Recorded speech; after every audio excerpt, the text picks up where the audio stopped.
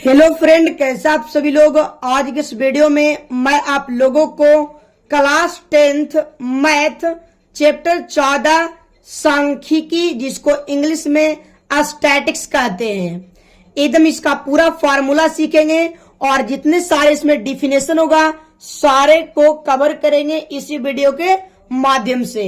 एकदम कंसेप्ट का किंग है, तो आइए एकदम आपको एकदम बेसिक से बताते हैं सांख्यिकी।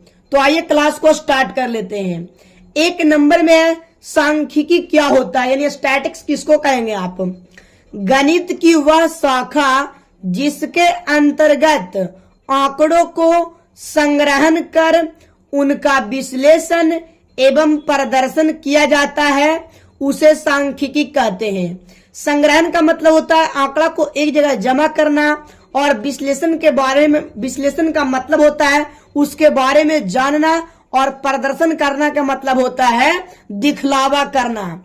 तो आपको सांख्यिकी का डिफिनेशन कंप्लीट हो गया। दूसरा नंबर आपका डिफिनेशन है कि आंकड़ा क्या होता है। आंकड़ा को इंग्लिश में डाटा कहते हैं। किसी विशेष उद्देश्य से किए गए अंक जो संख्यात्मक हो उसे आंकड़ा कहते हैं। जैसे कि आपको पता है कि डाटा, जैसे कि मान ले कि एयरटेल और जियो, इसके बारे में आपको पता रहता है रिचार्ज के बारे में, तब आप रिचार्ज करवाते हैं कि किसमें फायदा है और किसमें नुकसान है। तो डाटा आपको अच्छा से समझ में आ गया।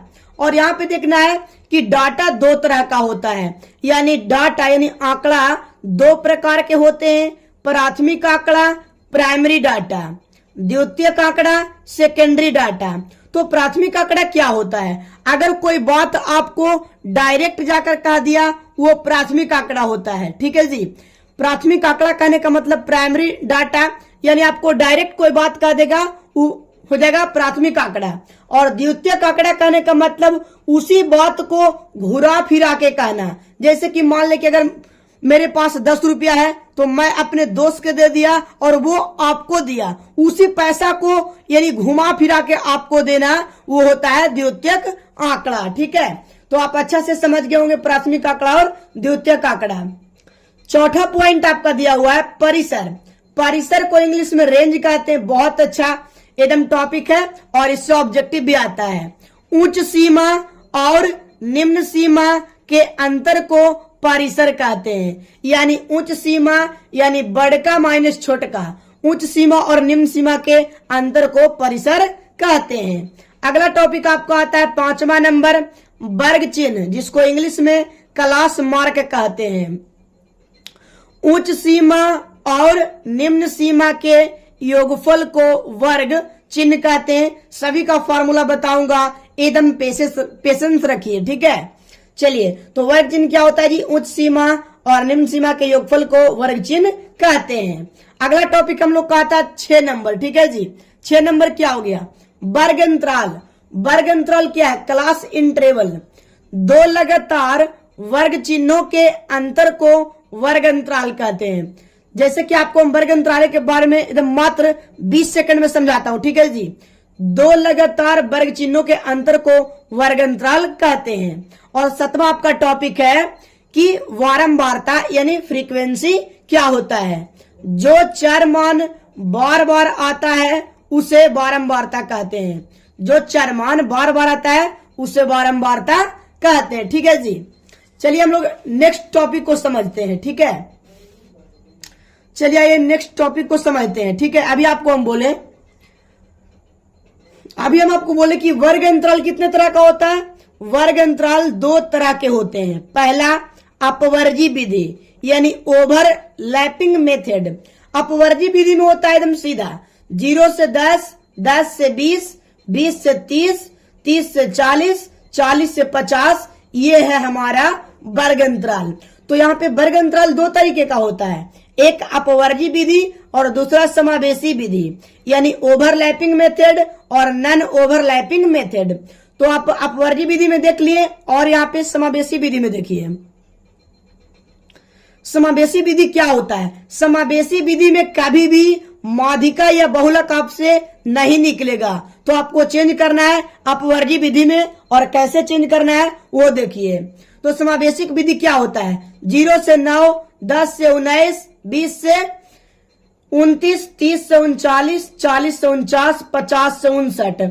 अगर इस तरीके का इस कैटेगरी का वर्ग अंतराल दिया रहे समावेशिक विधि में तो उसका माध्यिका या अपबहुलक नहीं निकाल सकते हैं, उसको अपवर्गी विधि में आपको चेंज करना होगा। तो कैसे चेंज करिएगा, एकदम मात्र 10 सेकंड में आपको हम सिखा देंगे। तो देखिए, समावेशिक विधि से अपवर्गी विधि में बदलने के लिए, समावेशिक विधि से अपवर्गी विधि में बदलने के लिए निम्न सीमा में 0.5 घटाना है। ठीक है जी, निम्न सीमा में 0.5 घटाना है और उच्च सीमा में 0.5 जोड़ देना है। जैसे देखिए 0 था, 0.5 हुआ, -9 है तो 9.5। फिर देखिए 10 में 0.5 घटाइए 9.5 और 19 में जोड़िएगा 0.5। तो आप समझ गए होंगे कि समावेशिक विधि और अपवर्गी विधि क्या होता है जो। ठीक है, तो आइए आप लोग को अब हम फॉर्मूला का एकदम अध्ययन करवाते हैं। देखिए जितने सारे फॉर्मूला है इसमें सारे आपको फॉर्मूला हम बताएंगे इसी वीडियो के माध्यम से। Class 10th math statics formula देखिए एकदम कंसेप्ट का किंग है। परिसर का फॉर्मूला देखिए 1 नंबर में, उच्च सीमा माइनस निम्न सीमा। ठीक है जी, परिसर का फॉर्मूला आपसे पूछा जाएगा बोर्ड एग्जाम में, उच्च सीमा माइनस निम्न सीमा। दूसरा है वर्ग चिन्ह, उच्च सीमा प्लस निम्न सीमा बटा 2। ठीक है, अगर आपको क्वेश्चन दिया हुआ रहेगा तो बड़का और छोटका को जोड़ दीजिएगा और दूसरे भागा दे दीजिएगा, वर्ग चिन्ह निकल जाएगा। ठीक है, तीसरा फॉर्मूला हम लोग को दिया हुआ है माध्य बराबर। तो माध्य का फॉर्मूला होता है आंकड़ों का योग बटा आंकड़ों की कुल संख्या। मान लेके आपको दिया हुआ है 1 से लेके 5 तक, तो पूरा के जोड़ दीजिएगा 1 + 2 + 3 + 4 + 5, अब बटा 5 लिखिएगा, काट दीजिएगा, माध्य निकल जाएगा। तो माध्य बराबर आंकड़ों का योग अब बटा आंकड़ों की कुल संख्या।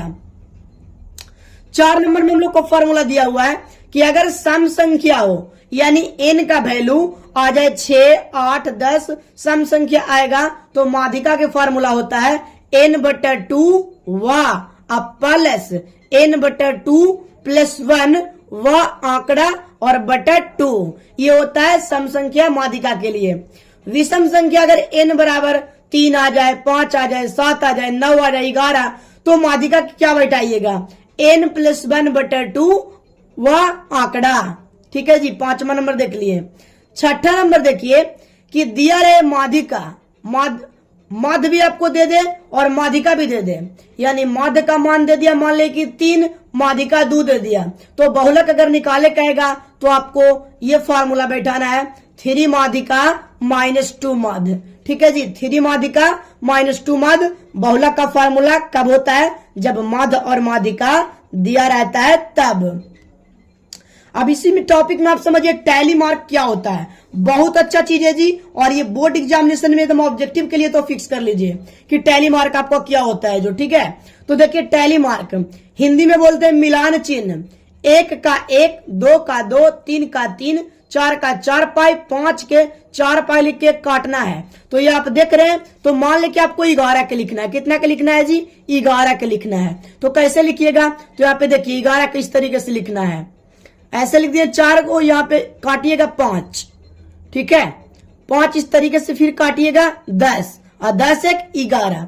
उसी तरीके से अगर आपको लिखना है 15 को तो कैसे लिखेंगे, 15 को आपको लिखना है तो यहाँ पे देखिए इस तरीके से 4 लाइन दे करके एक काटिएगा 5, फिर हम 4 लाइन देंगे और फिर एक काटेंगे तो 10, फिर यहाँ पे 4 लाइन देंगे फिर एक काटेंगे, तो ये हो गया 15 के। तो आपको कितनों को भी लिखना हो आप इसके 1 से लेके 10 तक अगर ध्यान रखते हैं तो टैली मार्क आप कितनों को भी लिख सकते हैं, और ये ऑब्जेक्टिव के लिए बोर्ड एग्जाम में एकदम फिक्स है।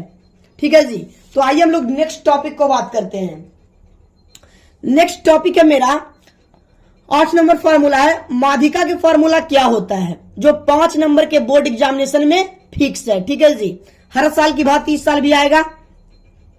माध्यिका बराबर L plus capital N/2 minus capital F बटा स्मॉल f गुना I, यानी L plus N/2 minus capital F बटा स्मॉल f गुना I, जहां L माध्यिका वर्ग की निम्न सीमा। एल क्या होता है? माध्यिका वर्ग की निम्न सीमा। एन बारंबारता का योगफल।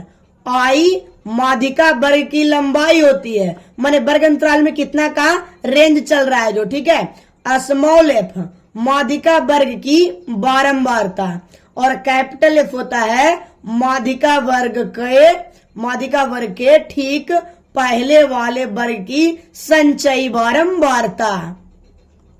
अब यहाँ पे देखिए 9 नंबर फॉर्मूला बहुलक का, ठीक है जी। बहुलक का देखिए, बहुलक को इंग्लिश में मोड कहते हैं, ठीक है। इसको M0 से डिनोट करते हैं। तो बहुलक का फॉर्मूला होता है L plus F0 minus F-1 बटा 2F0 minus F-1 minus F1 Guna I। ये बहुलक का सूत्र होता है। इससे बोर्ड एग्जामिनेशन में 5 नंबर का मैथ आता है, ठीक है जी। तो आइए, जहां L बहुलक वर्ग के निम्न सीमा, F0 बहुलक वर्ग की बारंबारता, F-1 बहुलक वर्ग के ठीक पहले वाला वर्ग की बारंबारता, यही -1 तो पहले वाला होगा, और F1 के बहुलक वर्ग के ठीक बाद वाले वर्ग की बारंबारता, और I बहुलक वर्ग की लंबाई होती है। तो मुझे आशा है कि आपको वीडियो बहुत अच्छा लगा होगा। चैनल पर पहली बार है तो चैनल को सब्सक्राइब जरूर कर दिएगा और वीडियो को अधिक से अधिक शेयर कर दीजिएगा। मिलते हैं आप लोगों से नेक्स्ट वीडियो के साथ।